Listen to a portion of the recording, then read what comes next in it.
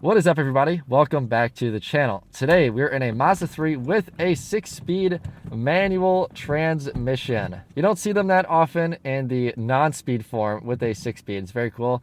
This is a Skyactiv model, which means it comes with a 2-liter 4-cylinder, making about 155 horsepower and a torque number that's somewhere in that ballpark. 6-speed manual came only on the Skyactiv. The regular version got a 5-speed manual.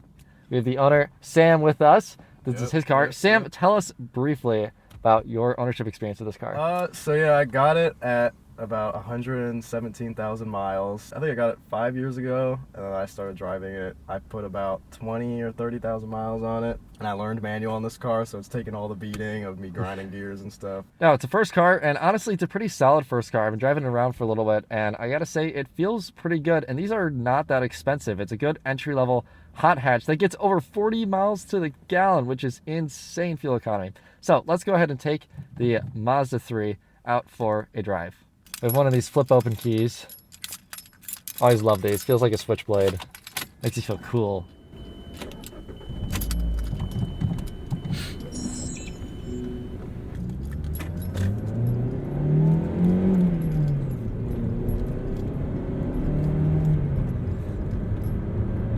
Haha.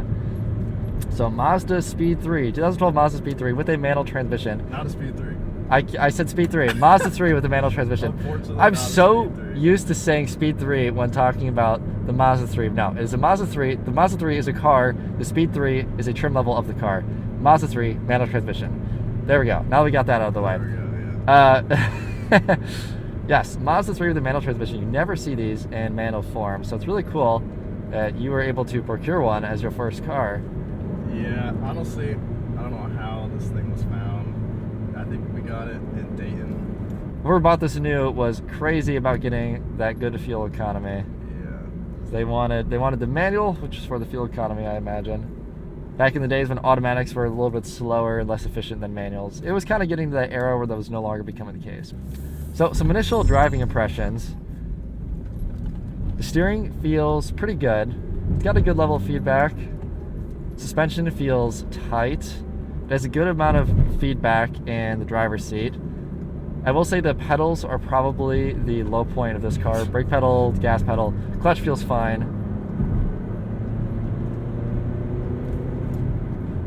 Shifter feels good. It's nice and direct. Has a little bit of play, a little bit of slap, but you know, there's definitely worse out there. But overall, it feels probably about how you'd expect. You can rev match easy enough. Other driving dynamics. I have to say, I wasn't sure what to expect when I hopped into the driver's seat of this. Oh, what was that? C3? C3.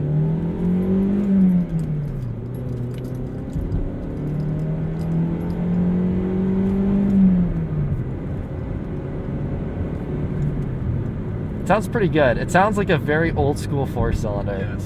This car came from 2012, but it has a lot of character and sort of remnants from a car much older than it is, which is kind of cool. Yeah.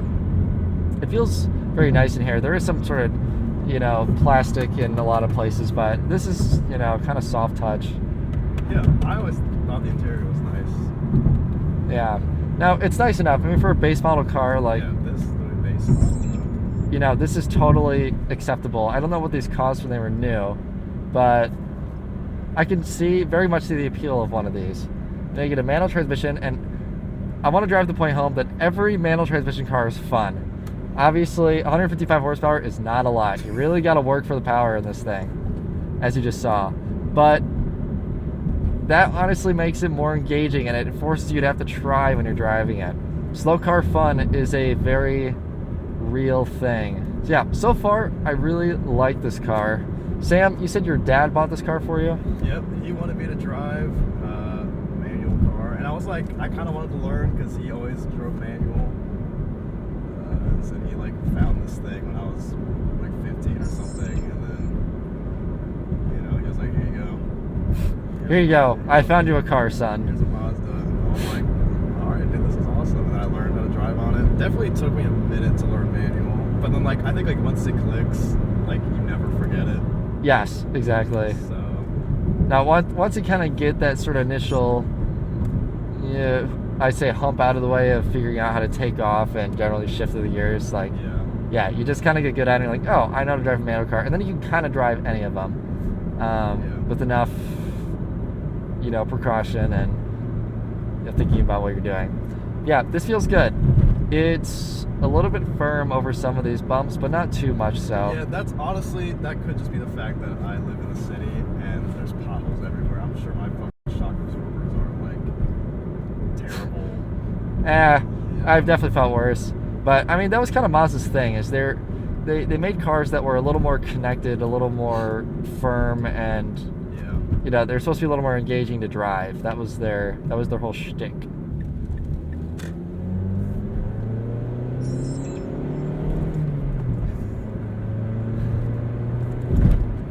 Look, we have to rev the engine all the way up, and we're going about the speed limit. See, that's the best part. Driving slow cars fast is the way to go, because you think you're going fast, and then you just went up to the speed limit. Yep, you think you're going fast, and then you realize you're not. And it's, there's something to be said for that. It's just fun.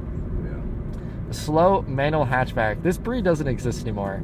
Actually, the newest Mazda 3 is basically the only hatchback that exists anymore that's like this. Honda Civic used to come with a manual and base form, Toyota Corollas, all that, but not anymore. You can still get a Civic Si or a Type R, but if you just want a regular manual hatchback, this is kind of what you have to get. Yep. There's a lot of similarities between this and the new one as well. So late last year, we drove a 2023 Mazda 3, so about 10 years newer than this, 11 years newer. And I could definitely see where the sort of lineage carried on. Interestingly, the newest one, I think, has a little more feedback in some areas than this one does. Like, the shifter feels notchier on the new one. So I think Mazda's now leaning into the sort of driver's feedback aspect. Whereas this, they were trying to make it a little more comfortable, a little quieter. Because that's what customers were used to. Back in 2012, that was where the world was headed. Everyone's like, I want more refinement, more quiet, more comfort. Now people are finally starting to say, oh, I want to go back a little bit. I want to get a little more driver's engagement. So you can kind of see the two different ethoses at play between this one and the newer one.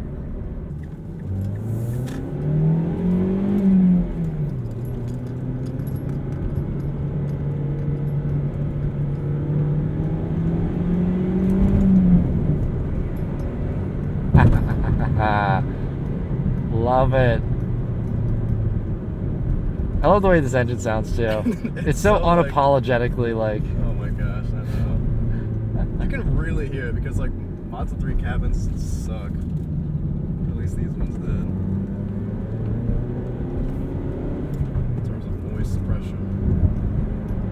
Sounds very vacuum cleaner-esque. Oh yes. Maximum vacuum. Yeah.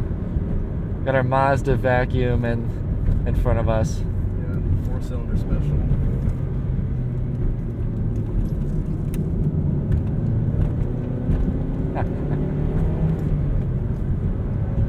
Yeah, and you can really throw it around into corners. This thing absorbs. I have never had a moment of understeer in this car. No, it just eats. And honestly, there's not enough power to really get yourself into a situation. That's what I'm saying. Like, you can just floor it at the speed limit and you're fine. Yeah, there's not enough power for you to really get yourself into trouble with this car. You would just have to be blatantly, going way too fast. Yeah. To get in trouble. And it doesn't feel like it's gonna tip over or anything like the Kia Souls or whatever. But those are weird. Right. Now it feels composed. It feels like it's eager and ready to take the abuse, if you will, that you can throw at it. See if the AC off gives us any more horsepower. Not in fourth gear, anyway. No. Third and second, I think.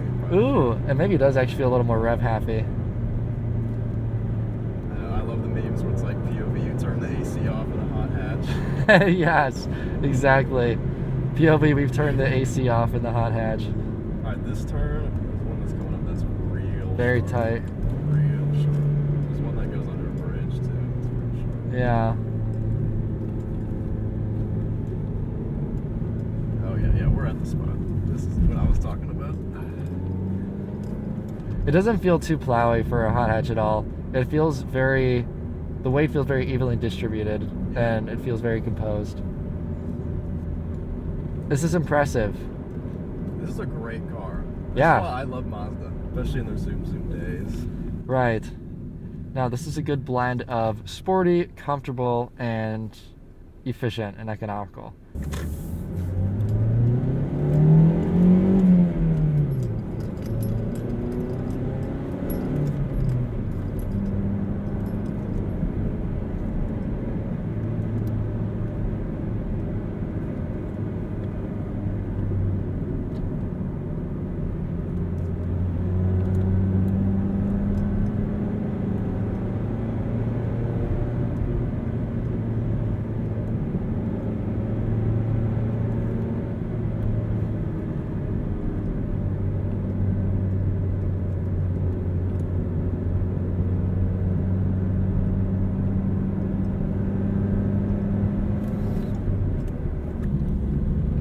Come on, foot flat to the floor. Yep, uphills. This is not the uphill car.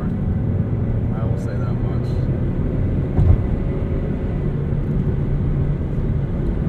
This would be the downhill mountain racer.